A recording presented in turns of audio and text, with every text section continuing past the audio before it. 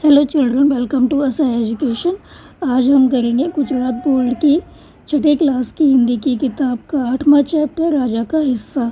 इसके हम करेंगे प्रश्नोत्तर। तो आइए देखते हैं कि आपका पहला प्रश्न क्या है।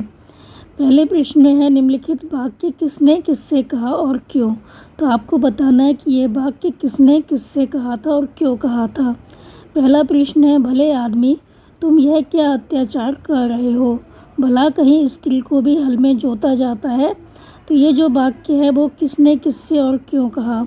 आंसर होगा, यह वाक्य राजा भोज ने किसान से कहा, क्योंकि उसके हल में एक बैल था, दूसरे बैल की जगह उसकी स्त्री हल खींच रही थी। फिर है, जो कहना है मेरे साथ चलते चलते कहो, मेरा काम क्यों रोक रहे हो। ये किसने किससे कहा। आंसर होगा, यह वाक्य किसान ने राजा भोज से कहा।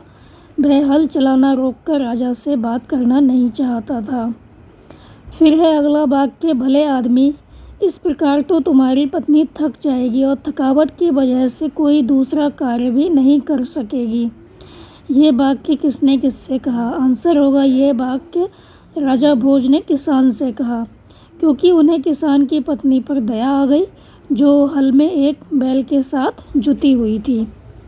फिर है, ये मोती तुम्हारे खेत में उगे हैं, इन पर तुम्हारा हक है। ये किसने किससे कहा। तो यह वाक्य राजा भोज ने किसान से कहा, क्योंकि किसान के खेत में पैदा हुए मोतियों का स्वीकार करना उन्होंने उचित नहीं समझा। तो ये वाक्य जो है वो राजा भोज ने किसान से कहा था, क्योंकि किसान के खेत में जो मोती पैदा हुए थे उनको स्वीकार करना राजा ने उचित नहीं समझा। तो उन्होंने कहा, ये मोती तुम्हारे खेत में उगे हैं, इसलिए इन पर तुम्हारा हक है। फिर है, नहीं महाराज, आप इन्हें राजकोष में जमा कर लें और गरीबों की भलाई के लिए काम में लें। ये किसने कहा था, किससे कहा था और क्यों कहा था। यह वाक्य किसान ने राजा भोज से कहा था, क्योंकि मोती राजा के परिश्रम से ही खेत में उगे थे, इसलिए उन मोतियों पर किसान का हक नहीं था। फिर आपका अगला प्रश्न है, पढ़िए और चर्चा कीजिए। तो जब कोई आधा वर्ग एक वर्ग के साथ मिलता है तो उसे संयुक्त अक्षर कहते हैं। जैसे लड़के विद्यालय में पढ़ते हैं। तो यहाँ पर जो संयुक्त अक्षर है वो क्या है, द्या है, द्या। जैसे इसमें कहा गया है लड़के विद्या, तो यहाँ पर क्या है, विद्या जो शब्द है इसमें द्या शब्द जो आया है वो है संयुक्त अक्षर, मतलब इसमें दो अक्षर मिले हुए हैं। तो इसमें कौन कौन से अक्षर हैं, दा और या मिला हुआ है। पहले दा है, फिर इसके नीचे या लगा हुआ है, तो ये बन गया द्या। एक ब्राह्मण पूजा कर रहा था, इसमें संयुक्त अक्षर क्या है, ब्रह्म। जो बीच में शब्द है हम, वो है यहाँ पर संयुक्त अक्षर। तो इसमें कौन कौन से शब्द हैं, कौन कौन से वर्ण हैं, ये हैं हा, आधा हा और माँ। और पहले वाले में आधा दा और या। तो हा में हमने लगाया माँ, तो ये हो गया ब्रा के बाद जो हा आया है हम, ब्राह्मण, तो यहाँ पर हो गया हम। फिर है विद्या, विद्या में कौन से दो शब्द हैं, दा और या। तो आधा दा, दा में से क्या हुआ, या अलग हुआ, दा पे हलंत लगा दिया, तो दा और या मिलके बन गया ध्या। फिर है द्वार, इसमें दा और वा बना हुआ है, लगा हुआ है, तो दा के नीचे हलंत वा। शुद्ध में धा में क्या है, शुद्ध, दा में लगा हुआ है धा, तो दा में हलंत लग जाएगा और धा लिखा जाएगा, तो ये बन जाएगा शुद्ध। फिर है चिन्ह, चिन्ह में हा में क्या है, ना लगा हुआ है, तो हा पे हलंत ला के ना लिखेंगे, तो ये बन जाएगा चिन्ह, मिला देंगे तो। फिर है ब्राह्मण, तो यहाँ पर हा पे हलंत मा, तो ये बन गया हम। फिर है उद्देश्य, तो यहाँ पर दो दा हैं, उद्देश्य, तो पहले दा पे हलंत फिर दा, तो दोनों के मिला के क्या हुआ, दा के नीचे में लगाया दा, तो ये बन गया द्या। तो उद्देश्य, उद्देश्य। फिर आपका अगला प्रश्न है, निम्नलिखित प्रश्नों के उत्तर दीजिए। इसमें पहला है, किसान खेती के लिए किन किन साधनों का उपयोग करता है, चर्चा कीजिए। तो किसान खेती के लिए हल, बैल, ट्रैक्टर, कुदाल, फावड़ा, हंसिया आदि साधनों का उपयोग करता है। फिर है, किसान खेती करके कौन कौन सी फसलें पैदा करता है। तो किसान खेती करके रबी और खरीफ की फसलें पैदा करता है। तो रबी की फसल में गेहूँ, जौ, चना, सरसों आदि का उत्पादन होता है और खरीफ की फसल में ज्वार, बाजरा, दालें, चावल, गन्ना आदि की पैदावार होती है। फिर है आपके गांव के आसपास में कौन कौन सी फसलें ज़्यादा पैदा होती हैं। तो मेरे गांव के आसपास में रबी की फसल ज़्यादा होती है। इस फसल में गेहूँ, जौ, चना और सरसों पैदा होती है। अगला प्रश्न है, किसान हमें किस प्रकार उपयोगी है। आंसर होगा, किसान की मुख्य उपयोगिता गांव में होने वाली खेती में है। खेती करके वह तरह तरह के अनाज और सब्जियां पैदा करता है। किसान जो है वो मूंगफली और गन्ने की फसलें भी उगाता है। उसके द्वारा उत्पन्न अनाज, सब्जियां आदि चीज़ें जो हैं बाज़ार में बिकने के लिए आती हैं। तो ये सारी जो चीज़ें बाज़ार में बिकने के लिए आती हैं तो हम इनको खरीदते हैं और खाते हैं। किसान खेती नहीं करेगा तो हमें खाने को भी नहीं मिलेगा। फिर है, क्या आप किसान बनना चाहेंगे? हाँ तो क्यों, नहीं तो क्यों। तो आंसर होगा हाँ, मैं किसान बनना चाहूँगा। किसान बनने से अनेक लाभ हैं। गाँव की हवा शुद्ध होती है, पीने के लिए कुएं या नलकूप का शीतल जल मिलता है, अपने खेत में पैदा की गई ताज़ी सब्जियां खाने को मिलती हैं, अनाज बाज़ार से खरीदना नहीं पड़ता, अपनी जो पालतू गाय होती है, गाय भैंस का ताज़ा दूध पीने को मिलता है। अब तो गांव में विद्यालय और दवाखाने भी खुल गए हैं। तो गांव में बिजली भी आ गई है, नेट भी आ गया है, इसलिए अब गाँवों में पहले जैसी असुविधा नहीं है। तो इन्हीं कारणों से मुझे किसान बनना पसंद है। अगर आप नहीं बनना चाहते हैं तो आप यहाँ पर लिखेंगे कि क्यों नहीं बनना चाहते।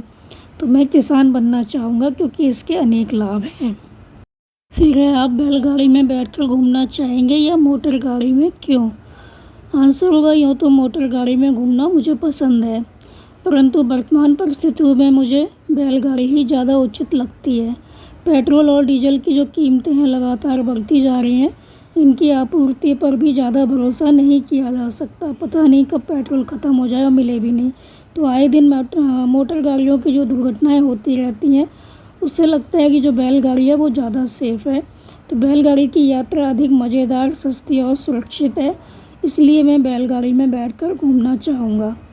फिर है, पशु हमारे मित्र हैं, इस विषय पर चर्चा कीजिए। तो इसका आंसर हम आपको अलग से निबंध के रूप में लिखवा देंगे। आपका अगला प्रश्न है, सही जोड़ मिलाइए। तो आ और बा में कुछ मुहावरे हैं, उनके अर्थ हैं, तो आपको देखना है कौन सा किसके साथ सही बैठेगा, कौन सा किसका अर्थ है। पहला है आँख खुलना। आँख खुलने का मतलब होता है सही बात का ज्ञान होना। पाँचवा जो है वो सही है। फिर है आँख लगना, मतलब एकदम से सो जाना। जो आपका चौथा है यहाँ पर लिखा जाएगा आँख लगने पे। फिर है आँख चुराना, मतलब सही बात से टल जाना। तो ये है आपका छठा। फिर है आँख दिखाना, मतलब क्रोध होना, क्रोध करना। तो ये होगा दूसरा वाला। फिर है आँखों का तारा होना, मतलब बहुत प्रिय होना, पहला वाला लिखेंगे। फिर है आँखों में चमक आना, मतलब प्रसन्न होना, तीसरा। तो आँख खुलना, सही बात का ज्ञान होना। आँख लगना, एकदम से सो जाना। आँख चुराना, सही बात से टल जाना, मतलब सही बात नहीं बताना, सही बात से टल जाना। फिर है आँख दिखाना, मतलब क्रोध करना। आँखों का तारा होना, मतलब बहुत प्रिय होना। आँखों में चमक आना, मतलब प्रसन्न होना।